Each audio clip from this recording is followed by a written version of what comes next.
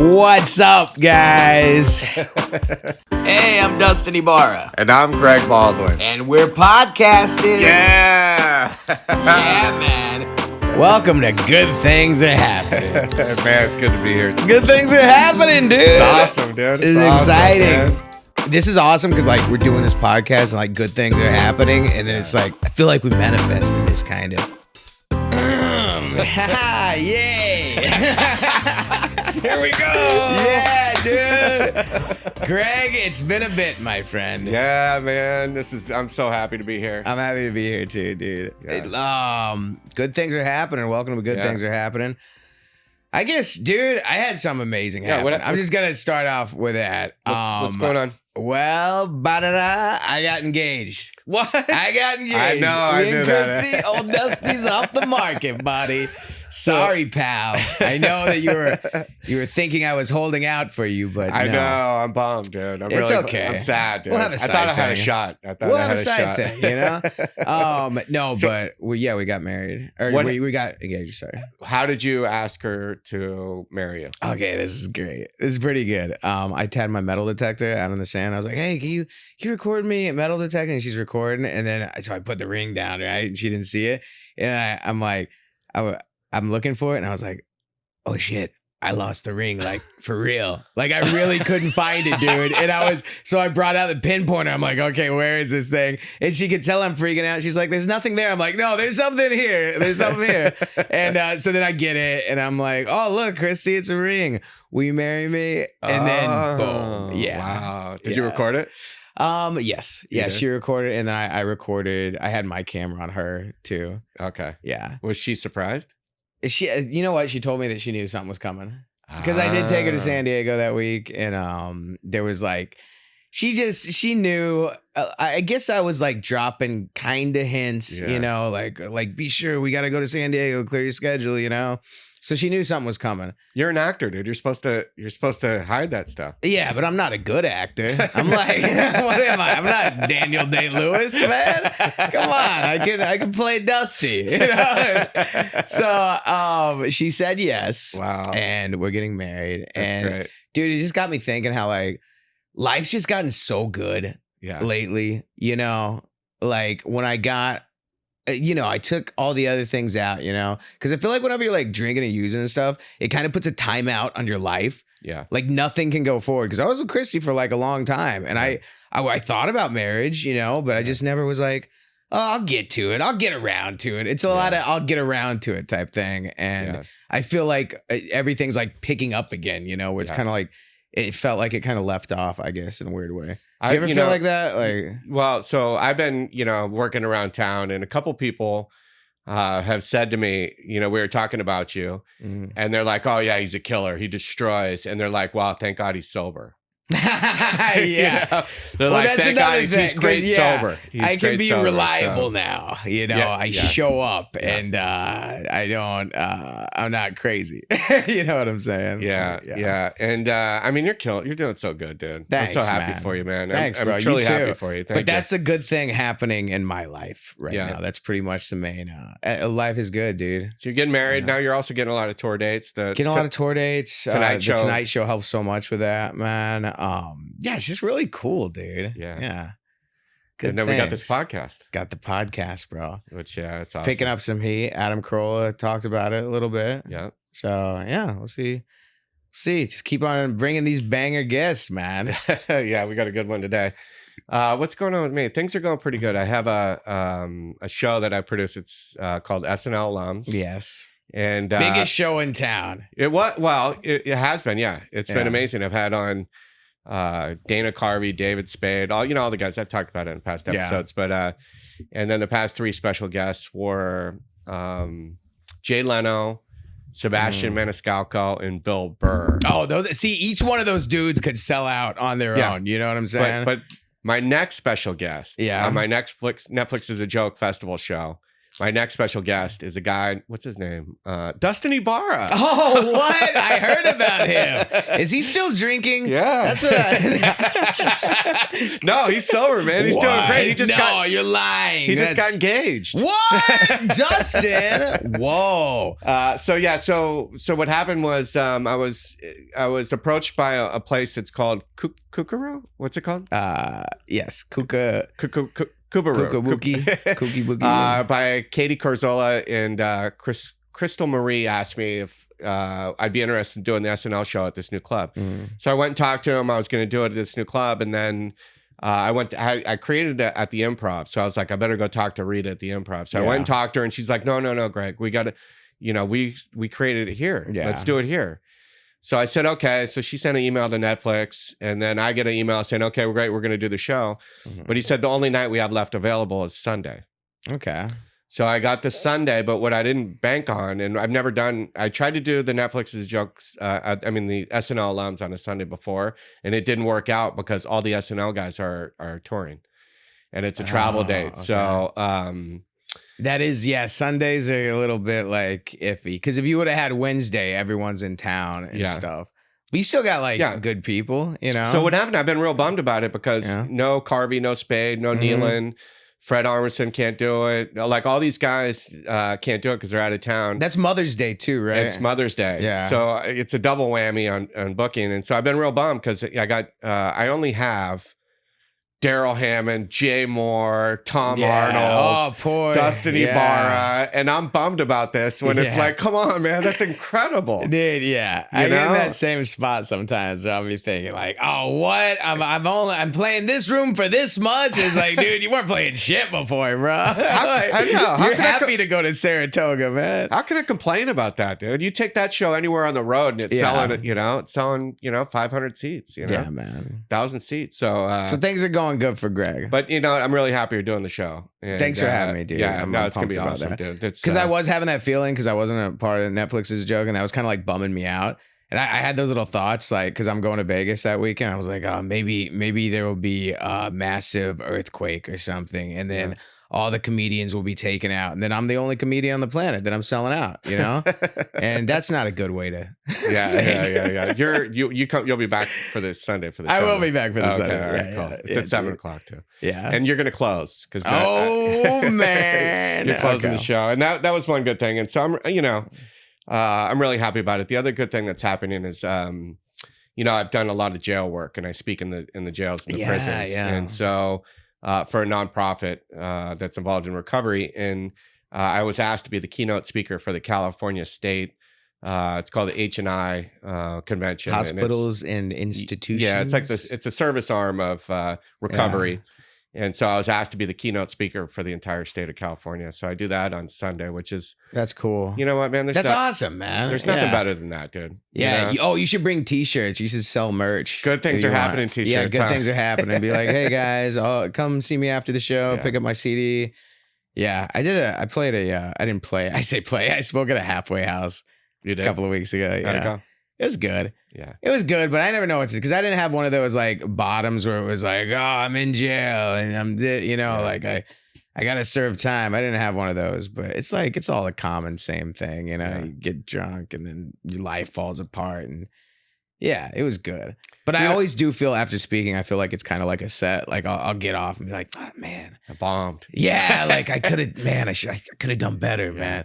Next time I'm going to open with this. Yeah. I'm a good speaker. I'm a good speaker. I'm confident. What I need to learn how to do is be as funny in comedy as I am inspirational about recovery. And if I could do that, I'm going to be headlining and touring. But it's good. So good things are happening. Good things are happening, buddy. We got a great guest today. I'm so pumped about this guest today. Yeah. We've got some good guests. Don't get me wrong, but I think this next guest might take the cake on guest, man. He's up there. That's for damn sure. Definitely. So he's a writer, producer, and his crown jewel in the entertainment industry. He is the writer and creator of That 70s Show. And also a little side. He's done a ton of stuff. That 70s Show. Have I heard of that? Is that? Oh yeah, that went on for a few seasons. I've heard of it, right? Yeah, it's good. It's good. And then a little side note. He's done a ton of stuff, but he was a writer for In Living Color. Yeah. Which is insane. Today's guest is Mark, our good friend Mark Brazill. Mark Brazill. Oh, good friend. I love both you guys. I love you, dude. So, you know what? It's so cool, man. When I look at you, I think of like how like in stand-up, there's so many different ways that you can go to like you start as a stand-up. And then you get to this level where you've got this #1 show that goes on forever, man. Yeah. And it's like, it's insane, dude. Yeah, it's a miracle. I'm reading this book by Malcolm Gladwell that talks about, and he wrote Outliers. And I can remember quite a few years ago, my brother, Bill, said, you're an outlier. And I didn't know what that meant because I'm basically a high school dropout. Dude, I was thinking too. I was like, please explain that. I don't know. Well, an outlier is somebody who puts in like 10,000 hours before they sort of have it. Oh, okay. And so all those years at the store and the improv, because I started when I was like 20. Wow. And then I got 70s at about 35. So you'd already been doing this stand-up for like 15 years. I'd been doing it, but then, once you start, I had written on a couple movies, and then I was like, God, my wife got pregnant. Wife at the time. I have 2 ex-wives. Yeah, because you need them. I might be having one of those. Oh, yeah. No, I'm just kidding. I'm kidding, Christy. Yeah, right in my wedding, Christy. Yeah. So she got pregnant. I had a baby. And I spent like a month in Cleveland on this movie called Double Dragon, which was one of the first like video games. Dude, I think I remember that movie, man. I remember the video game. Is that like Van Damme? Was Van Damme in that? No, it sounds like he would be. Battletoads, Double Dragon. It was on the same, I think, Nintendo cartridge, dude. Yeah. That's you, man. Well, I rewrote it. I didn't get credit on that movie. That's crazy. The producers sent me to arbitration at the WGA, and so I didn't get credit, and that's probably how it should have been. And the guys, but imagine if you had Double Dragon on your credits. God. They printed the poster, and it says written by, and my name's on it. So I kept the poster. Wow. Of course, they took it off cool. when that's awesome. The WGA ruled. But the 2 guys who wrote that movie, it's astonishing. One created Better Call Saul. Oh man. But worked a lot before that. And the other guy created Batman the Animated Show. Oh, that was great. He was on Paul Dini and good God, how can I forget the Better Call Saul guy's name? Peter Gould. And they wrote that script. And then I was there sort of to do whatever. But they took me to Cleveland for a month.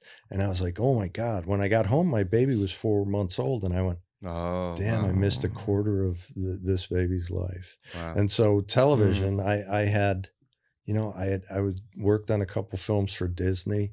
What the hell was it? That Darn Cat with Christina Ricci and dude, that Coolio. Sounds so familiar. I think Coolio, I can see the cover, man. Yeah, it was Coolio and Christina Ricci, and I think that was written by Alexander and Kira Zuski. That Darn Cat. Who wrote Problem Child and then wrote,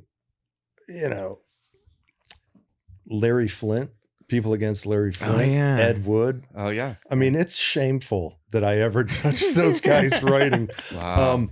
So, yes, but I was like, I can't go out of town. Like, they sent me to North Carolina for a while to work on That Darn Cat. Which is funny because That Darn Cat, that just sounds 70s like show, everything's a that. That girl. Darn Cat. I created that girl in the 50s. No. So, it was like, I just was like, I can't go out of town. And I couldn't be at the improv at 11 and 12 at night when you have little kids. Yeah. So I gave up stand up and I just became a TV writer, which I was really lucky. Yeah, because I kept getting shows. Probably a good career move, actually. It was, bro. Yeah, I can't complain about anything. Imagine if you were at the Looney Bin this weekend. You know what I'm saying? That's so funny. This is a terrible story, but it's a Bobby Slayton story. And I was in San Francisco, Pitbull of comedy. Yeah. And I'm with Kevin Rooney, who's a great writer who passed away a couple of years ago. And he was like my mentor. And he and I are going like top of the mark to drink. Mm-hmm. And I see Slayton crossing the streets. He lives in San Francisco. And I go, hey, Bobby. He goes, oh, hey, Brazill. You're the guy that couldn't cut it as a stand-up, so you became a writer. And I go, yeah, that's me. Hey, have a good weekend at Snickers in Minnesota. And he's like, all right. I don't miss that, man. I don't miss that at all. Dude, because the stand-up life is like so hard. I can't it is hard. And just doing it forever, especially because you see dudes if it's that are those road dogs that have been doing it for 40 years and they're badasses, but it's their life each week is oh, this comedy condo, this. It's they never it's especially if you have a family or something, it feels like that's not happening. Yeah, I used to work for Tom Sobel, who ran the whole East Coast comedy caravan, and he worked out of the Funny Bone. Mm-hmm. And, I would work with guys. I was the middle. That's part of that's me right now. I'm the middle. I'm a middler right now. I loved being a middle. I'm middle sometimes. I like them. It's easy. Middle's great. Oh, it's great. Yeah. You don't no have pressure. No you don't have to worry about ticket sales. The ticket sales is what kills me. Is because I love doing 45. I love closing out the show, but I hate it whenever a club owner is like, oh man, we only sold 100 so-and-so tickets. I'm like, oh, maybe you should have booked someone famous, It's what do you expect, man? I don't know what to tell you. There's all this pressure, but I love that sweet middle spot. Yeah, it's great. It's you don't have to stay for the whole show either. No, just in and out. MC has to, and the headliner has to follow you, and you just killed with your 20. Yeah, But did you sell merch when you're out there? No, you didn't. Oh, I should have. I wanted to see what your merch was. I love that wacky comedy merch. I realized literally just now, 30 years ago, I used to do this joke about baby and trunk, which everybody started making. And I thought, God, you could have made those stupid signs, because I worked with Engvall. Bill Engvall had the I'm stupid, signs. And he was like, it's one for $6 or two for $4. So everybody would buy two. Oh, and I used to, bust his balls out there. I go, how's your little... And he'd show me the wad of money going, pretty good. Oh, bro, yeah. But I love Bill Engvall. I started selling shirts, and I was like, why wasn't I doing this forever? Yeah. But then it's if I show you, Mark, check this out. You're like, oh, check out this residual check, buddy. Oh, okay, I guess that's a little better. The guy I tour with said, no, I can't. No selling shirts. Oh, you gotta sell shirts, man. I know. I'd go he behind said no. his He back. said no. I can't do it. Yeah. But I want to do Good Things Are Happening t-shirts. I want to get a printer and start selling Good Things Are Mine's Happening. Mine's very wacky. It says Dick Filet instead of Chick-fil-A. It's such a comedy shirt. I came up with the shirt before I came up with the joke. Then I started having a Dick Filet joke. I was like, I know that. I've seen you do that joke. The Dick Filet? Yeah. The Chick-fil-A religious That's thing. great. Yeah. That's a good one. That shirt sells pretty good. That's a pretty good shirt. Yeah. Then word of mouth, because people have to explain it. And then they talk about this Dustin comic. Ibarra. Yeah. That's my path. I'd rather make TV writing money, of course, and be a creator of a show and make that money. But the one thing that I would miss tremendously about stand-up is the rush, the adrenaline. Yeah. That, and what I get from doing stand-up, it's I played college baseball, and when you're on deck and it's the 9th inning and, the guy strikes out before you go up and, the bases are loaded and you got to, and that excitement, that nervousness, and then you get a hit and, and you're running around second, you slide into third, and it's whatever happens in your brain at that moment when you kill, and, and the crowd's cheering. Yeah. Everybody wants to talk to you after, and you're just more, give me more of this. I want more of this. Drug. Yeah, it's like a drug. But it also, if you bomb though, I feel like it's the same effect, but the other way. You know what I'm saying? Yeah. It's everybody hates me. This is the worst feeling ever. Stand-up's brutal, man. Yeah. It's dude, yeah. Can you bomb writing? Have you ever is there the equivalent of that where it's you're in the room pitching, you know, and if I think my rooms were fun. I mean, But if somebody pitches something terrible, you go, oh, don't. I'm a ball buster. I'm from upstate New York. We were, Buffalo, the uppest of upstate New York. Yeah, it was like I've been there. That's crazy. I did that casino, Seneca. Whoa, yeah. Were you there in winter? Yes. Oh, you just did that? That was insane. With Jed, yeah. I felt because I did the Tonight Show that week afterwards, and I felt like it was like that was like the last trial I had to go to was the Buffalo, New York, man. Casino shows are tough, man. Casino shows are tough because it's a big giant room. You're usually up on a big stage. The crowd's below you. You're detached from it. The laughs don't bounce off the walls. I mean, you can't beat a good comedy. I got a casino set though, because there's usually old people, and I'll be like, "There's a lot of old people here tonight, huh?" It's like a Fig Newton convention is happening. And then I do another one. I'm like, "Yeah, I saw this old guy. He was playing the Titanic slot machine, and he was crying." I'm like, "What's wrong?" He's like, "I knew them." Like, man, get the old people on my side. That's a good one. I just did Vegas. We did casino there. Yeah. And all white hair. Yeah. It was all white. The place we were at they had a rodeo. It's a rodeo thing, a rodeo room. They have a bowling. Yeah, they had a bowling alley. So it's South Point Casino. Yeah. And it was great. And the guy that runs the casino the entertainment's amazing. It was like incredible experience, but everybody had white hair. And so it was crazy because it was me, Daryl Hammond, and Jay Moore. And we all do sets, and then all three of us come up on the stage together, and I moderate all their impressions back and forth. And the show's phenomenal. And they're all like silver hair people. So like the first night, like I'm bombing, it feels like, right? I'm dying. And, but they all have smiles on their face, and they're all smirking, And who was it? Daryl, I think, says they don't have enough oxygen, to laugh. They got to save their oxygen. And then Jay says it's like they're watching TV. It's like they're watching TV. So I think I'm bombing. And then, the first show was okay. We did fine. But then the second show was good. They laughed more. The third show, no laughs all the way through, right? Just little murmurs and, they were whatever, just enjoying it. And then at the end of the show, huge standing ovation for the guys. And I'm like, you just don't know. They liked it. They had a good time. They're just that polite audience, I guess. But all silver hair. Yeah. You should say that to him. I know you guys are being so pleasant because I remind you of your great, great, great, great, great grandson. Bam. Boom. See, I'm going to do that one. What did Jay say? This is like an episode of the movie The Cocoon or whatever. The Cocoon joke works. But I went to that South Point, God knows how many times, because I had horses. I bred horses for a while up in Ohio. And I was there all the time. And this was before I stopped drinking. You'd go down there. They had church service, but on horseback, and they had AA meetings on horseback. Really? Like the cowboys would all come in. Oh, that's funny, I swear to God, it was. Oh, that's cool. I was like, what are they doing? And they give communion, but it's some hay. Peace be with you. The body of the manger be with you. So South Point. But I used to play the Riviera too. I don't know if the Riviera like 30 years ago, and Is the Riviera around? Is that like that was a big place? The Improv had a place in the Riviera. Steve Sharippa ran that club. Name. Yep, I know. Steve Sharippa was on Sopranos. Oh, I heard about this. I heard that he busted balls big time and was like a real gangster guy. Yeah, he was like a mob guy, huh? Yeah, he was real life. I don't know, but he if he wasn't.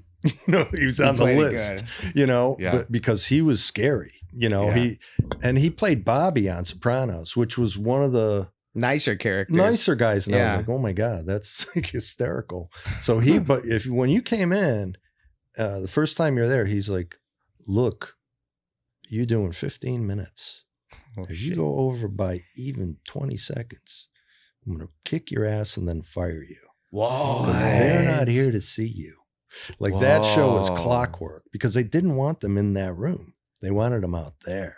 So that is the Riviera, and it was owned by Rickless, who was married to Pia Zadora, who's a huge. I remember Pia Zadora. Yeah, so back in the day. She's an actress. She was a hot tomato. Butterfly. Sexy. Oh my God, exotic, gorgeous. And so Rickless said, he starts talking to me, and I know who he is. He's like a huge deal. He owned the Riviera. Yeah. So he's just talking to me, and he goes, George Burns is upstairs, and he goes in the big room, and he goes, you want to go see George? And I'm like, yeah. And I'm like, start walking towards the escalator. He goes, no, I have my own elevator. So we walk over, and it's like behind a curtain. We get in his elevator, go up, and I'm like, and I'm young. That's cool. Man. Yeah. I'm really young, and I'm sitting there watching George Burns. And he's smoking a cigar back when you could smoke a cigar. Well, I think you probably can still smoke in casinos, right? Yeah. Yeah. Because they're not going to. I think, I was at the Rio. I think they were doing meth in that one. I swear I smelled meth. I was like, what's that? Why is it so chemically? Are they cleaning? Are they burning like a Lysol or They're something? like funneling meth through the events, keep people up gambling. Yeah, no, you can smoke in there. Yeah, you can smoke meth in there. Dude, that's so wild. It just so because I'm trying to figure out what's the timeline. Like, when did you said you started when you're like, is this like 80s comedy, 90s comedy? It's like, 80s because I know in 91 I got my first job, which was writing for the Dennis Miller Show, the first one. Oh, dude, that was that's on the HBO? The WGN show. There was one out of Chicago that was pre-HBO. Yeah. God, that's terrible. Dude, that's cool. The whole like, what do you think was your big, like, I guess break? Like, as in like, because I feel like there's two different ones. There's the one where you feel like you're on the right path type of break, and then the one where it's like, whoa, I made it. Well, there's so many, so many. There's three moments that I remember forever. The first one was I'm at the Improv in Cleveland. Sarah Nye is the manager of that club. It's 1990. She said, I want you to stay over one day, Monday, even though I was supposed to be in Chicago at the Improv there. Monday, I'm flying out. She goes, I want you to stay open for Dennis Miller. It's his first gig after he quit SNL. She goes, I don't want to hire a local guy. I want you to open for him. And I'm like, great, because I don't know that I was that different from him. You know, I mean, material-wise. And so, and the Improv corporate was like, no, we don't want to pay for the ticket, the change in the plane ticket. And Sarah said, I'll pay for the ticket, which was like, she changed my life. So I stayed over. I do 2 shows with him. At the end of the second show, he goes, you know, I don't do any of the material like you do, but if I did, I'd do the exact same material. And I was like, okay, I think that's a compliment. Yeah. And so he said, if I get my own TV show, will you write for me? I go, yeah. Oh, dude. And that was it. That was it. He That's got awesome. the show. And then and that came from stand-up too, which is so cool. Wow. It's like I just opened for him. And by the way, I may not have opened for him. Yeah. That's the thing. We talk about that. The plane that I got kicked off of that crashed. Like half the people lived, half the people died. What happened? Yeah, it was 88, probably 88 or 89. And I forget the flight number, but it's pretty famous. It's pre-Sully, where the pilot, and I believe it was going from Denver to Chicago. The pilot, something happened, and he landed it in a cornfield, and he lived. Wow. And half the people on the plane lived. So I had gotten kicked off that flight because I was going to Louisville to showcase for Tom Sobel. And they said, we canceled your flight. You're on this flight. You won't get there till 8 o'clock. I'm like, I can't, that won't work. I said, I got to get there at 6. And the guy goes, well, the guy at the counter goes, it's God's will. I go, oh no, you canceled my flight. God didn't cancel my flight. Whoa. I'm losing my shit. This was pre 9/11. I would have lost my shit if someone told me God's will. I'm already what are you talking about, man? It's the biggest moment ever. Yeah, I got a showcase for the biggest guy on the East Coast. Yeah. You know, so they kicked me. They go, sir, you're unpleasant. We're going to put you on American. So United kicked me off and I'm on an American. I don't care. What is that? I'm still going to get there on time. It's such a crazy thing. It's pre-cell phone, 88. Yeah. People didn't have cell phones. Everybody thinks, what happened? This flight went down. You know, my ex knew I was on that flight, but I wasn't on that flight. Whoa. I get to that club, I get to Louisville, and I'm so panicked, you know, about period. I always was like hinky, but so I get there and I go in and I'm going to do my set to showcase for them for a lot of work, you know. And I walk in the office and Lenny Clark is there. And I was friends with Lenny Clark. Oh, yeah. And he goes to them. He goes, oh, you don't have to see this kid. He's great. Trust me. He vouched for me. Oh, nice. Like the mafia, you know, where he goes, no, trust me. I've seen him. He's fantastic. I technically didn't even have to be there. You know, I had to be there for Lenny to get me in. Yeah. But it was like all that service, all that like They're freaking out. Right. And then at the end of it, which is a dickish thing to think, but I go, well, I guess it was God's will. I was just going to say that. It was God's will. It right. was. Yeah. And I never knew which seat I had, and I never wanted to know which seat I had. Well, Dude, so you said half the people crazy. lived, which means half the people died. So I know why you got changed on that flight. I know why. Why? It's because you have people to help. Well, you know, there's been so many things where I coulda, shoulda, woulda died. Yeah. You know, I OD'd once. I didn't die. I got shot. I didn't die. You know, I had a bullet go through my leg. How did you get shot? I fell Double off. Dragon accident? Yeah. Okay. By the way, that was Mark Dacascos was in that movie. Iron Chef? No? Nothing? You don't remember Iron Chef? I remember Iron Chef. Yeah, he was the host of Iron Chef. Oh, okay. And Scott Wolf. Oh, Law and Order? No, Scott Wolf. Dick Wolf. Jay Moore knows Jay Scott Moore's Wolf. boyfriend. Yeah. Or vice versa. Go. They were in Go. Yeah, they were the couple in Go. Yeah. They were hysterical. I know him. By the Party way. of Five too. Yeah. Yeah, Party of Five. Yeah. Scott Wolf. Alyssa Milano. Yeah. Robert Patrick was in that movie, the second Terminator. Oh wow. So what happened? Scott shot you? No. I had built a ranch in Ohio. I'm raising. I'm breeding horses. I'm raising cattle. I'm out. I left LA. I was like, I can't. So I have this huge ranch. It's 100 acres. And I noticed my chain link fence that was buried in concrete was laying on the ground, which is not, how does that happen? And the farmer told me, he goes, we chased a bear and her cub. And by the way, the cub was almost as big as the mother. You know, the mother's like 300 something pounds. The cub's like 200 pounds. Oh, yeah. So it's a mother bear and a cub. They chased them out of the cabbage patch and they broke my fence down to cut through my property. And my property had a waterway. There's a lot of animals on my property. I saw a mountain lion once. And so I'm like, okay. And they said, we're just telling you, you don't want to go out a lot and you don't want to drive around a lot because they're making their way back to the Angeles National Forest, which I was on the edge of. Okay. It's like Bear Highway. Yeah, which is fine. I saw a lot of wildlife there. You leave them alone.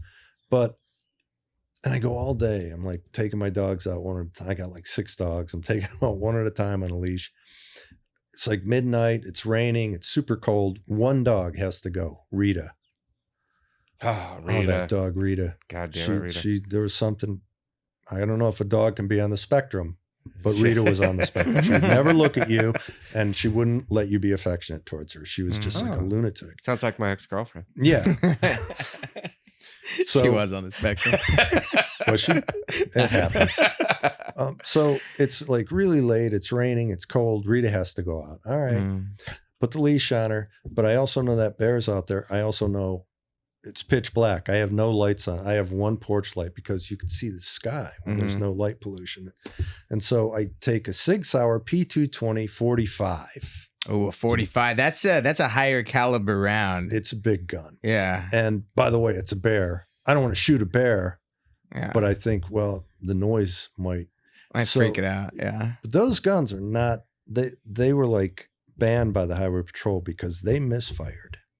And I didn't know that at the time. I had so many guns when I lived up there on the ranch, you know. I feel like that's what you do on a ranch. You have guns. You got guns. Like that's a main thing. And you breed range. horses. Yeah. So and you sleep with your cousin. Yeah. Oh, yeah, absolutely. So I've got that. I'm walking out with the dog, but I go, well, I'm not going to carry a shotgun because I want to carry it. I put that 45 in its holster, and it's got a round in it, and it's got a mag in it, and it's on the left side, which is weird because I'm right-handed, but I'm holding the leash, so I don't think about it. I just push it in, and I'm walking that dog, and there's all this brush. The dog runs into the brush. Now, this house that I put there is on a plateau, like the peak in Close Encounters, but not nearly that tall. But, you know, so there's brush that grows really high above the edge of the plateau, and the dog runs off, slips out of my hand because we heard something in the brush, which I think to this day is probably a fox doing a pretty good impression of a bear or a Sasquatch. Yeah, something. I didn't get a good look because it's pitch black. The dog's gone. And I'm like, oh my God. So I step after her thinking that it's solid ground. Well, it's not. It's an 8-foot drop again. So I slide down. It's super muddy. I put my hands out. The butt of that gun hits a rock, fires. Wow. Fires. And so this bullet, it goes in right here. And got lucky, it comes out here. Oh, you didn't hit an artery. Well, I didn't hit this knee because my knee would have that would have blown off. Oh my God. I'd be done. Yeah. So now I'm like, oh God, I don't know I'm shot though. I know the gun went off, but I don't know that it I heard that through. whenever people get shot, they don't know they're shot immediately. I had no idea. I feel like I would know I'm shot. I don't know. I just have that feeling. Yeah. Like hopefully I never get shot, but if I get shot, I won't wait. Like I feel like, oh damn, I'm shot. This is crazy. Yeah, it was very kind of disjointed. Everything. I fell. Yeah. Can't find the dog. I'm soaking wet, and I You hurt. think you I hurt pissed my yourself? hand. I did pee myself. A little, Oh man. little pee.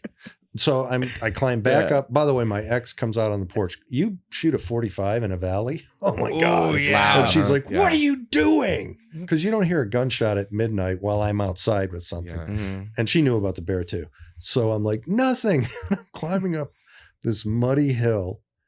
And she's like, where's Rita, the dog? I go, I don't know. And I don't care. Yeah. I don't care.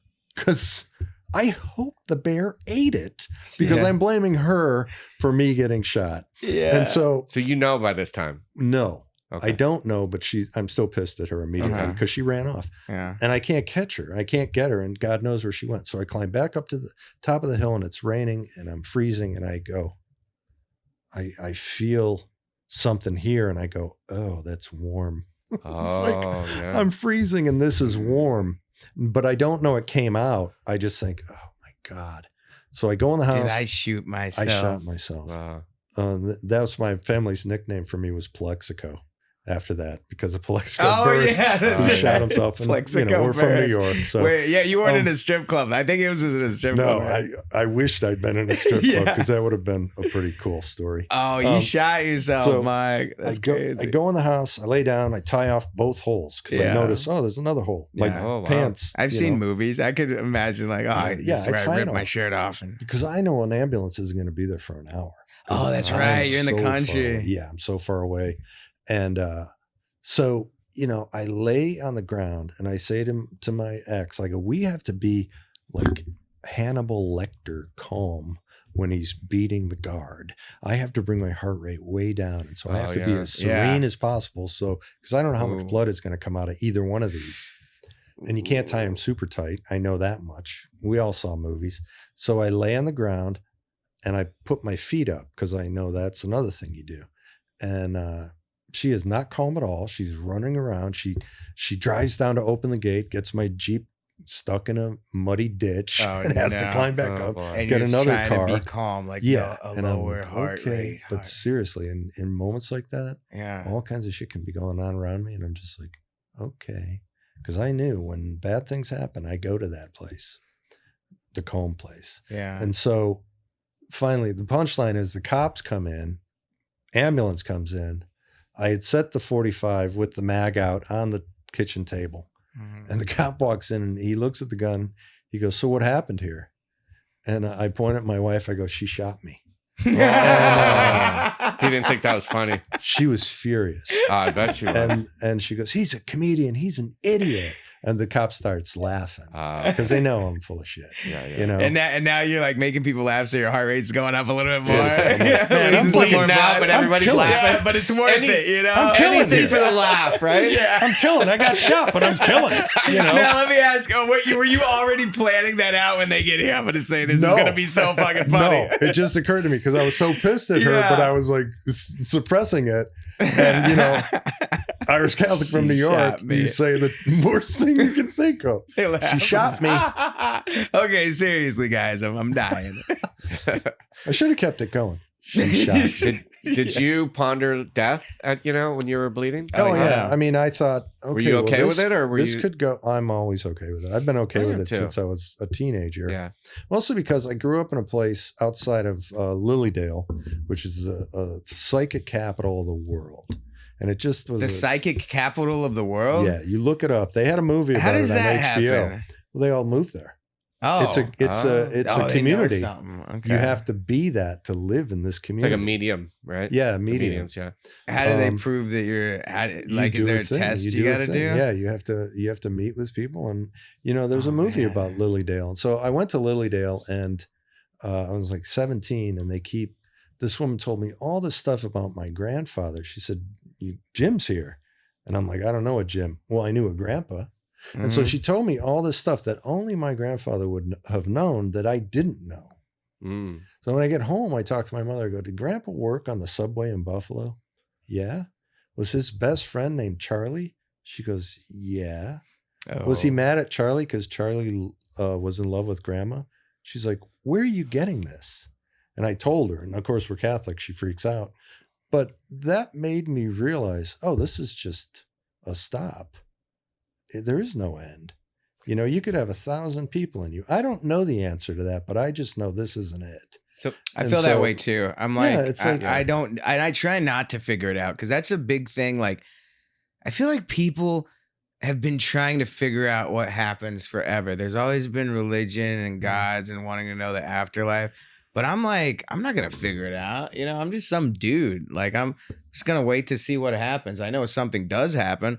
But I also know that I'm human and that I feel like I'll never know. You know what I'm saying? I try not to think too much about it. You will know.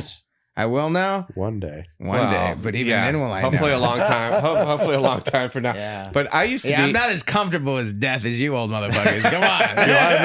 I've been here a long time. So yeah. Well, life is hard sometimes, shot myself yet, dude. Yeah. When's that going to happen, dude? You know what? You want to see... Those are the two things in life. You want to see... Paris and shoot yourself. Those are the two. Yeah. Well, I'll just bring a gun to the Eiffel Tower. And, 2 birds, 1 stone. Yeah. Let's take a minute to support our advertisers. If you hear the products being advertised... Oh, wait. Oh, yeah. We don't have any. Oh, man. But if you'd like to be a sponsor, go to our website, goodthingspod.com. Drop us an email, and we'd love to advertise what you're making. If you hear the advertisements, support who advertises us. That's the way we stay afloat. A friend of mine passed away that I knew, and it was during the pandemic, and they had an online Zoom service for him, right? Mm-hmm. And the guy that was kind of leading the service, he goes, listen, Frank's in a good place. He goes, I had a near-death experience. I know that it's okay, and he said this, and I'm like, that's interesting. So I had him as a guest on my podcast because I wanted to learn more about it and explore near-death experiences. And so I studied it, I read up on it, I read books, and there's 2 things that happen with near-death experiences, 2 common things. One, you come out of your body and you look down, you can see yourself. That's one. And you come out and see yourself? That'd be funny if you looked at yourself and be like, I gotta lose weight.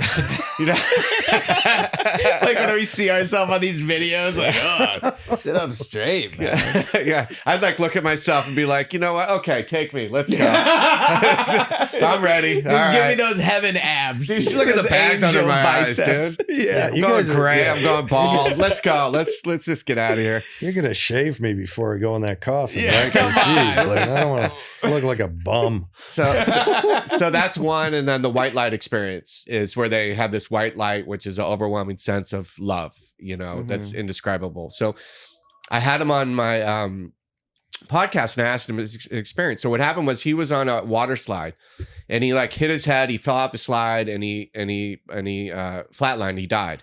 Oh. And they took him out, resuscitated him. He was dead for 2 or 3 minutes or something like that. And they resuscitated him. I think he was 15 or 16.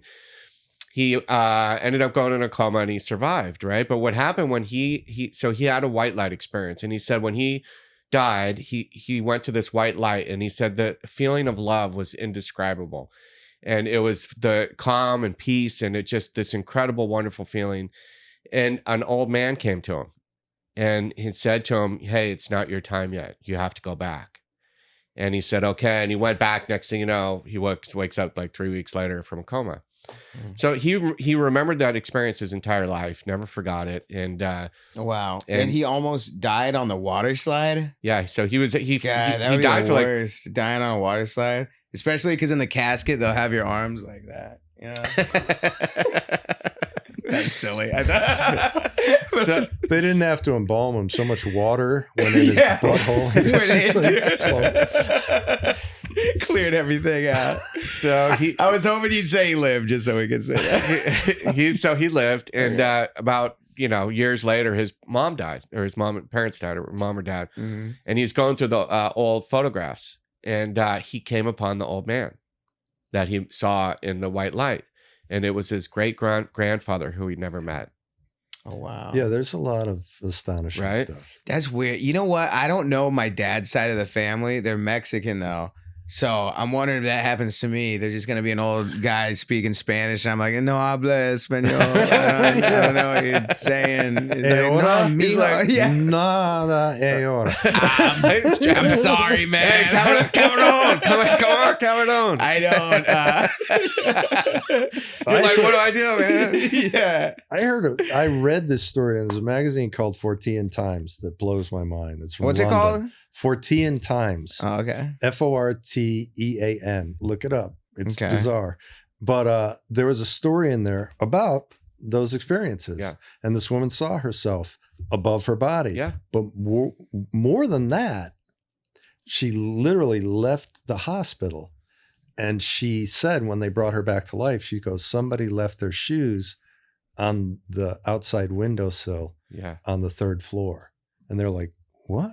And they went to check, and they were there. Oh, so that's how does trippy. she see that? How would she know that? Outside a curtain? Window. That's so weird. There was they did studies, like there was like this nurse that tried to study, because that's the near-death experiences above your body. So that they would put things in places when people died, and then some people would be able to recall things that they would only know if they could see. When they were, Oh, it's fascinating. There's something going on. That's crazy. When my dad died, I was with him the day before he died. He died like that night. No, the next day he died. And I sat there with him. My dad was in Korea. He was in World War II. He had a life, Yeah, he saw some things. Yeah, and so he's alone in this room. It's just him and me in this room. He doesn't have anybody else in the room with him. There's a big wall. Obviously, it's a white room. And the whole day he's saying to me, do you see, that's my cousin who's dead. I go, no, I don't see him, Dad. And then he goes, that's the destroyer I was on in World War II. You don't see that. And I'm like, Dad, I don't see it, Dad. And so he just, and you know how they say your life flashed before your eyes? Well, the life took all day. We're like looking at stuff. And he was like pointing it out. He's saying, that's our house in Avon, New York. You don't see that. Yeah. And I was like, Dad, I don't see it. And that's crazy. It was like, and that's why I called my brothers and my sister, because he was in Phoenix. I said, you got to get here. We've had scares. He's had a lot of heart attacks, a lot of stuff happened. And I said, no, you've got to get here. And one of my brothers was like, well, I got a ticket for Saturday. I go, won't be here. He won't be here. You knew. I knew. Yeah. Because of that, because of the way we talked, and and so they did get there. Everybody saw him. I had to go back to Los Angeles, which I never should have done. They had asked me to write the hour-long premiere of Third Rock with Roseanne Barr and John Lithgow doing it was like, what was that movie with Marlon Brando and On the Water? No, it was the other one. Where he's horrible. I've always depended on the kindness of strangers. I can't believe I can't remember that movie. So we were doing a parody of that. So I flew back to Los Angeles, and I should have stayed, but I didn't because I please people, right? Yeah. But I was just very lucky. And I can remember the last thing he said to me, I'm like saying goodbye to him, to leave, to go out to the car, to go to the airport. And he goes, you know what? You always worried too much. You worry too much. And also, everything's going to be okay. And that was it. That was the last thing he said. That was the last thing he said? Yeah. And so, a year later, I created 70s and Red. Yeah. That was my father. And when my mother came to the pilot, she goes, oh my God, he even looks like him. I go, I know. Wow. He looks like my dad. Wow. So that's so cool. So the guy that played the dad in that 70s show was based on your father. Yeah. Kurtwood Smith. Wow. What a tribute. Yeah. My dad was hysterical inadvertently. you know.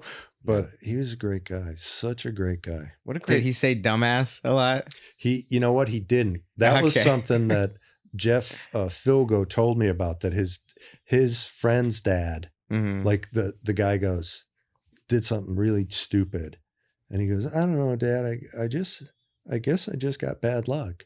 And he goes, oh, son, you don't have bad luck. You're just a dumbass.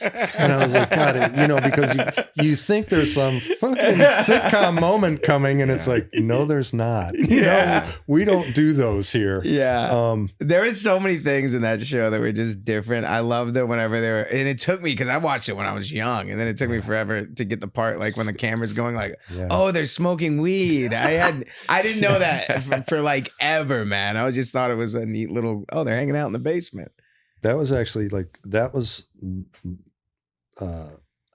I watched Reservoir Dogs, and Quentin Tarantino did a thing on the outside of the table when Mr. Pink and Mr. Blue and Mr. Red are all talking about stuff, and he's on the outside of the table and focusing, and I thought, well, how I wanted to do something that would follow a script, that would. And that was like a thing that so I can't say, oh, that I created. No, but that was amazing. I looked at what Quentin Tarantino did, and I took that, and it was very strange how they filmed it, because the cameraman stood in the middle of those four guys in chairs, and we put up a fourth wall because the camera's going to show the whole room, and we called them 360s. And what was great about that, and I think it made those guys really great actors, is if you got like 5 pages, you got to know it, because I can't cut. No, I can't cut. Yeah. And eventually they figured out how to do it, which I was sorry they did, because I wanted them to know those pages, and they did. Yeah. What's that? Isn't that live action, right? Or were you well, yeah, it was as live as it's going to get, but I didn't have a studio audience when I filmed that, because I had to put up the fourth wall. And so then I would show it back to the audience. I would film it Thursday, show it back to them Friday when we're filming the rest of the show, and then capture the laugh. Oh, wow. Dude, you know what? I believe this just now came to me. I remember what brought me to LA from New York, because I went from Dallas to New York and was doing stand up, and I didn't know like any acting. I wasn't that like I didn't know what was going on, but I remember I auditioned for a project of yours, and I flew out. I tested for it. Was it 80s or Mr. Rhodes? I can't remember what it was, but I remember there was another comic who knew me from Dallas. And I just remember thinking like that like, whoa, this guy did that 70. Like, this is crazy. It was my first like intro into like Hollywood, I guess. And I was a horrible actor. I was very like, I handled acting like I did stand up. Like, it was very learn as you go type of thing. And then I had a point where I was really comfortable with it. But in the beginning, I was pretty bad. Like, I didn't know what was going on, dude. Well, the one thing I sort of realized is, like, if you're going to create a show for a comic, like, look at Tim Allen, Home Improvement, look at Roseanne. They took who they were and they wrote for them, because they're not going to play, Marlon Brando. You take advantage of all that they are, because they are so much. And I always felt like if you do that, you take a comic, you take the best of who that comic is. But 70s, there were 4 of them had never really acted before. So you got to hang around with them and figure out, and they will let you know who they are, and then you write towards that. Because I always felt like they created half those, they met me halfway on the dialogue, and then they were so comfortable being what they naturally were. I just think did, it was that 80s show, actually. It was. It might have been. I did a show called These Guys. I filmed a pilot called These Guys that was really interesting. It was Tim Allen and I, and it was about 4 friends, which was weird. It was the year before Rules of Engagement. It was 4 friends. One's happily married. One's unhappily married. One's single, and one's divorced. And it's these 4 friends. And the 5th friend who narrates it is Tim Allen, and he's dead. And he comments on all the stuff that happens with these guys. And it was called These Guys. Wow. I love Tim Allen, though. Oh my God, he's one of the funniest. He's still working a lot. It's a horrible story. He and I would, we're both comics, And we would meet with studio people and whoever, network people in this room. And it's at CBS Radford. It's a very old place. And the room itself, it's not a big, about this size, and there's a table in there, but there's a bathroom like right there, like this old bathroom with the cheap door on it. Mm-hmm. So I make the mistake when people came and meet with Tim, I go, hang on one second. I go in there. I make the worst fart, like the loudest fart noise, because I know they hear it in there, and I'm going, oh! And Tim's out there, son of a bitch, son of a bitch. But the mistake was, now he knows that bit. Every time he got bolted from the table to go do it and make me sit there. That's great. I love that guy, though. He's the coolest guy. Was he your coke dealer? Didn't he get busted for that? That was a long time ago. That was before he got into entertainment. He said something so funny because, Tim is really just a great guy. And, I don't care about the other stuff. I'd put any politics or whatever. I don't care. Yeah. And we were like talking during a run through or something like that. And somebody's a little panicky. And he goes, let me tell you something. Failure is not an option. And Tim starts laughing. He goes, failure's always an option. He's so great. Dude, one thing I did want to ask you is, just real quick. Because, you've had a lot of success, and you've had a very a strenuous job that's like, and you said how you worry a lot, like that's always been a big problem for you. What do you do to handle that now?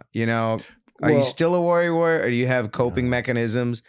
Yeah, well, good question. I'm in the program, and the program will tell you everything you need to know. Like I used to sweat everything. Like in my mind, I'm like, what if I don't get the laundry out in time? And now, if I have that thought, I go, what if you don't? You know what I mean? It's like start a little punchline on top, or a little. I may not have enough gas. You could buy more gas. I have this really clear, beautiful voice in my head. I like that. That is, on the pause. It's like, which doesn't work all the time, but 90% of the time, I don't sweat things because. Seriously, all these things in your life that you worry about, the majority of them don't come true. And then if they do come true, oh well. You just deal with it then. That's it's like, and it's okay. Even if it's not okay, it's okay. It's okay. Yeah. And so I don't really, I am so happy now. It's astonishing, because I was not a happy guy. I had everything in the world. I had everything you could possibly want material wise. And I was terrified. And I was doing opiates, and I was miserable because I thought money would do it for me. Yeah. Like I grew up poor. We were poor. Both my parents worked in factories. Yeah. There were 4 kids, so I thought if only we'd had money, everything would have been fine. Cristela Alonso told me a great story once. She said, my family and I, we started in Dallas together. Yeah. So she said her and her family lived in an abandoned gas station. Mm-hmm. And they played games and they loved being together and they had so much fun. They didn't have anything if they're in an abandoned gas station. And I realized, it wasn't money. It was just my family. It was what was wrong. There's a lot of alcoholism in my family, a lot of depression, a lot of martyrdom. And her telling me that story was really enlightening to me because I realized you can just decide to be okay with what you have and be happy if the right people are in charge. Yeah. If the right people are telling you that. I'm so grateful my children, because they saw me amass all this useless, material bullshit. And the 2 of them, both my daughters, are all about experience now. They don't want to own things. And I don't know if it's a generational thing or if they just watched me and saw that doesn't work. Yeah. So they've been all over the world. My oldest is a teacher who teaches autistic children how to play instruments, music, piano. Amazing. She puts a band together like School of Rock for people on the spectrum. I've seen them. It's incredible. She plays everything and became a teacher. And my youngest, I'm flying to Miami next week she just got her master's. She's an archaeologist, but more than an archaeologist, she's been a dive master since she was 13, which took her all over the world. She's an underwater archaeologist. Oh, that's cool. That's cool. And Pirate's treasure. That's dude. Doubloons, right? Yeah. Doubloons and swords. Oh, they can't take anything. And They can't take anything if they find it. Atlantis. Yeah. You can't go to Rex and take stuff. That's like, no. I do a little metal detecting. I'd take. But metal detecting. I know that's this is like underwater, Indiana man. Jones This is like, don't disturb the dead that are in that boat. Yeah, you know? but we can take it to a pawn shop. It's got to be worth something. All right, cool. Well, dude, thank you for being here. We're gonna do a couple of news stories. We like to have like good, because there's like craziness in the world. Yeah. Try to focus more on like positive things that are happening. Would you join us for some news stories? We'll be done pretty quick. Yeah, we'll read some news stories. We'll talk about them a little bit. Yeah. Listen, I'll tell you, I did Weekend Update with Chevy Chase on the Chevy show. Oh, yeah. I know how to. Oh, I can carry. Oh, you got to lower your expectations. This isn't gonna be. This is Tuesday update, right? Yeah. This is weekday update. All right, here we go. What's happening good? What good things are happening in the world? So here's a news story. A cat missing for 5 years was found at a gas station 1,200 miles away. Oh, wow. So apparently this cat, for 7 years, there was a cherished member of the family. And then one day he just slipped out and didn't return. Right? He just took off? He just took off. He bailed. Reminds me of my real dad. Yeah, that's a good one. Going out for cat food. Be right back. Yeah, okay. I still leave a can of tuna on my doorstep just in case he wants to come. He's out there. Oh my God! What if you opened your door and your dad was eating the cat food? I got you. There you are! Get in here! Get in here! 15 Father's Days that I missed. I'm really sorry about. Bad kitty, bad kitty. Oh man. Okay, so this cat. You know what? You should have had your dad fucking neutered, right? Spayed and neutered. You should have had him spayed. I probably got 7 other families out there. Got to put your foot down when he starts using the litter box, though. Dad. Yeah, like Dad. Dude, Dad. So they found the cat 1,200 miles away, which I think is impossible, right? I think maybe the cat was abducted for like by an alien, because cats are lazy. Cats are not traveling for 1,200 miles. Yeah, that's a long way for it. He had to have I feel like that's a hitchhiking situation. Like, how does a cat get that far? Yeah, it might have been abducted. That's what I was thinking. Cat abduction. Cat abduction. Yeah. And then, maybe he found some catnip. Oh, and just went on like just kind of went on a binge, right? Because that happened to me one time when I was drinking one time, and I woke up in Mexico. or a rock band got him high, and he just went on the bus. Oh, he went on tour, dude. Hey, there's a movie, there's a show. Yeah, there it is, dude. That darn cat. That sequel. high cat. Yeah, that high cat. That high cat. Like meow. I can see the bus. Like meow. He's on the back of the bus smoking catnip. Learns how to play the tambourine. Yeah. He's in the band, like he's playing the tambourine. Oh my God, that's the best. Dude. That's funny. I'm trying to think of more tags for the movie. I think something feline. I don't know. Okay. All right. Next one. That was a good one. Police officer drives man to job interview after pulling him over. So apparently he had expired tags. He pulled this kid over, and he was on his way to a job interview, and he gave him a ride to the job interview. Oh, that's nice. Right? That's cool. Yeah. Isn't that nice? Did he get the job? Does it say? It doesn't say, but here's what I was thinking. This actually happened to me before. And I got pulled over, but they arrested me because I had paraphernalia for drug paraphernalia. And the cop should have done the right thing and gave me a ride to the drug dealer's house. Right? Yeah. Right? The cop should have gone in and got the guy the job. Oh, you're hiring him. Yeah. That would have been cool. Yeah. Yeah. Yeah. Hey, buddy. But then what happened to his car? He probably got a $700 tow bill. They probably towed the car, right? So now he's got to get that job. Yeah. Or I was thinking maybe it was an interview at McDonald's because they raised the minimum wage to $20. He's like, oh, you're getting this job. Oh, yeah. I like when cops do that. Reminds me of, man, they took my credence 8 Oh, track. Lebowski. Yeah. He's like, so do you got any leads on? That was hysterical. The cop starts laughing. Oh, yeah, we've got all the detectives. Got our best detectives on it. We should have it any day now. We've got some suspects, and it's hysterical. That's... All right, here's another one. Hospital security guard gives shoes straight off his feet to a patient in need. Right, so patient comes in. He says his feet were hurting. He had no shoes. He asked for something to drink, and the security guard went to go get him a bottle of water, and then decided, you know what, I'm going to give him my shoes. And the security guard gave the patient his own shoes. All right, I can tell you a rehab story, and I won't make it long, but no, I was in rehab, and there's a guy there. There's a cool guy, always talking about Jesus, older guy from Texas.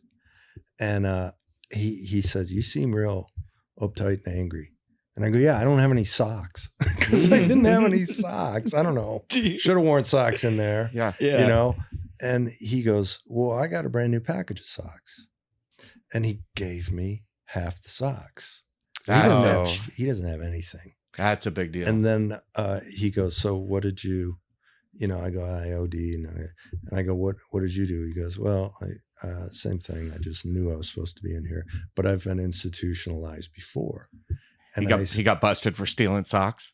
No, I killed a guy in Texas 20 years ago. Whoa. I was like, but he's the nicest guy in the world. Yeah. And he was so nice to me, and he gave me his socks. Wow. But yeah, I was like, anything can happen, man. You can Mark, change your life. You know what's crazy, man? When I was in rehab, I was pissed because I didn't have any socks either. I swear I didn't have any socks, dude. All I had like maybe 2 pair of socks, and they were like those hospital socks because I went there and the non-stick real low. or the sticky, like, yeah. And I remember I was just like, I just want a pair of socks so bad. And then Pablo Francisco came and dropped me off some socks. That's important. Yeah. Dude, I saw there was a homeless guy in the Pizza Hut near my house, and he was barefoot, and he had like sticks in his hair and stuff, but I guess he had enough money to get a pizza. I went home and I got him some socks and a pair of shoes. I had a pair of shoes. He had the same size feet as me, so I got him a couple pairs of shoes and a jacket. Oh, nice. And I dropped him off, and he was so grateful. Socks are big. Socks are big, right? Yeah, because shoes and socks are it. Yeah.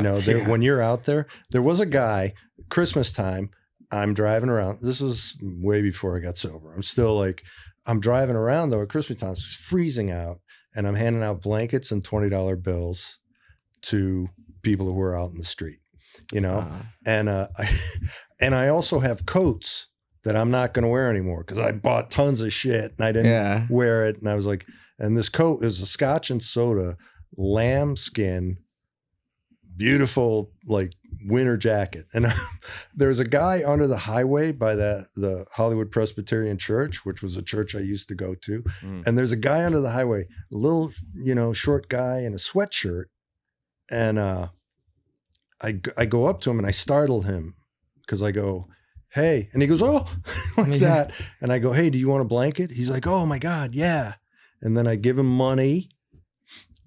And I take the jacket out and I go to hand it to him. The good one. And he goes, is that leather? I go, yeah. He goes, oh God, I'm vegan.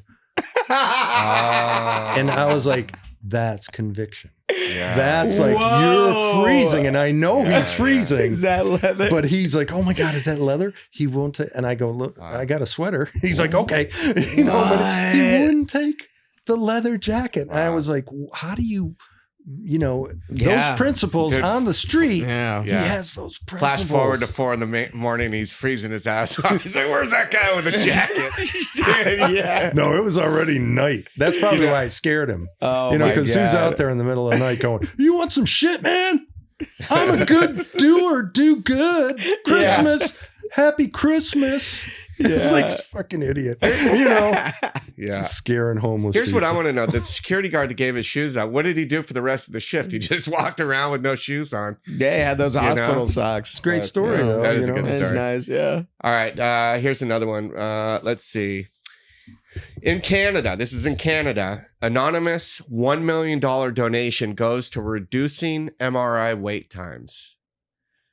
Oh. So like, it's like a X-ray, right? Yeah. Where they X-ray. So I guess the wait was, to get an MRI in Canada, the wait is 369 days. Oh my God. To get an MRI. That's probably like whatever you have could have, like, it'll just grow. That's like a year. Right? Yeah, you'll that's die like, of it insane. before. Yeah. Yeah. But what? Here's the question: is like this is the worst Canada has. Is that how much? First of all, how much money does the rich guy have where he's donating for MRIs? $1 million, and it shortens the line. Like how much? By how much? I don't know. 2 hours. Yeah, 2 right. hours. Yeah. And then who's organizing the MRIs, man? Just line them up and one after another. Let's And it's like the problem and the solution in Canada is socialized medicine. It's socialized medicine. Oh yeah, because it's free over there. Everybody gets seen. Yeah. Everybody gets medical care. However, Yeah, that's pretty wild. Right there. In Mexico they have MRIs. They call them MRIs. That was stupid. All right, let's see. One more. Let's do one more. Okay. There's a new rule. Airlines are required to offer cash refunds for canceled flights and delayed flights under the new Department of Transportation I heard about that. rules, Yeah. right? So if your flight's delayed over a period of time, over 6 hours, they have to give you cash. That's nice. Yeah. That's cool. Yeah, because that's been happening so much lately. Yeah. It was never like, back in there. We were talking about, I used to smoke on planes. That's how long I've been flying. That's wild. Oh, I was on a plane once, a commuter. I'm doing some gig somewhere in the South. And it's a little like 15 people on the plane. And I go, look out the window and I go, that engine's on fire. And it was. Whoa. Oh, what? It was. I thought you were just messing with the guy. No, it was on fire. But the hysterical part is there's all these guys with briefcases and the 4 guys sitting on my side of the plane moved to the other side of the plane. I'm like, it's a plane, man. Yeah. You're not, we're all in this together. Yeah. But it, somehow or another, Put on the it went out, Yeah. Yeah. It's like an ostrich putting your head in the sand, not wanting to see it. If you don't see it, it's not true. Yeah, it can't hurt me. But here's the thing. What I want to know is if it's retroactive. Where you get the money back. Because if it was, Oh, yeah, we're all owed some money. I need a house, dude. Yeah. I had so many flights. Dude, they should do that with other things, like penalizing, like, how McDonald's, when they put you in the little fast food timeout, they say pull forward. If they had something there with like, you get $1 for like every 5 minutes or something.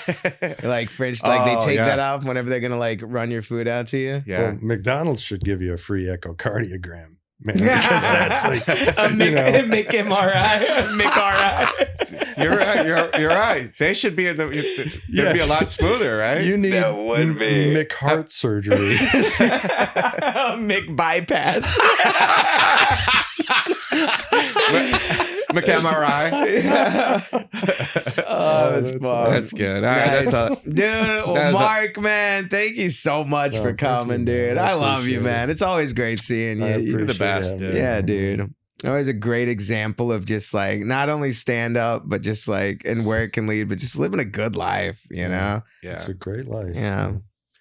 Thanks for joining us, man. We love you, and thanks for having me. You're the best, dude. Yeah, thanks, bro. You're the best. Oh, is there anything you want to plug? Like, no, you don't want to plug that 70s show, get a little more residual money? No, watch that 90s show on Netflix. That 90s show. That 90s show. Okay. Please watch that show. Okay. So they bought like 10, I think, last year, and they bought 16 this year. So That 90s show. it's trending up. That yeah. I don't work on it, but I love everybody on it, and I want it to do well. Nice. Hey, you guys, I got to get this real quick. Can you it just told me my meter. There it is. Business. Mark Brazill just blew us off. Yeah. Hollywood. It's Hollywood's nothing personal. Peace. Right, Thanks, cool. man. All right. Thanks, guys. That was awesome. I'm Dustin Ibarra. I'm Greg Baldwin. Find us on social media and on the web at goodthingspod.com. You can also find us on Instagram and YouTube at Good Things Are Happening Podcast. We're on Patreon. Sign up because we're going to have some cool stuff on there. Like really, really, really cool stuff. So dope we can't even talk about it. Yeah. And remember, when life gets you down, good things are happening. Good things are happening. Help somebody.